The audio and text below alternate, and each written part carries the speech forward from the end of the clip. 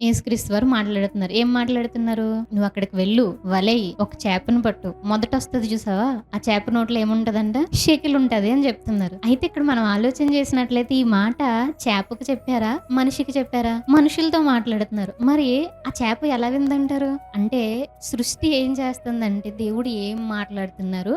నేనెలా రెస్పాండ్ అవ్వాలి? అప్పుడు సాకు చెప్పొచ్చు అది కూడా. ఫస్ట్ వలేసిన చేప నోట్లో షెకిల్ లేదనుకోండి, మనమైతే ఏం చెప్తాం? మనం గనక ఆ చేప ప్లేస్‌లో ఉన్నామనుకోండి, అతనికి చెప్పావు గాని ప్రభు నువ్వు అక్కడెక్కడో ఉండి మాట్లాడితే నాకెలా ఇనిపిచ్చిద్ది? నేనేమో వాటర్‌లో ఉన్నాను గదా! నాకెట్లా ఇనిపిచ్చిద్ది అంటామా లేదా? కానీ అది అట్లా లేదు. వాటి క్యారెక్టర్ చూడండి. చాలా నేర్చుకోవచ్చు ప్రకృతి నుంచి. ఆ క్యారెక్టర్ చూసినట్లయితే దేవుడు ఏం మాట్లాడుతున్నా నేను వెంటనే రెస్పాండ్ అవ్వాలి. నా వల్ల కాదు, నేను జేయలేను.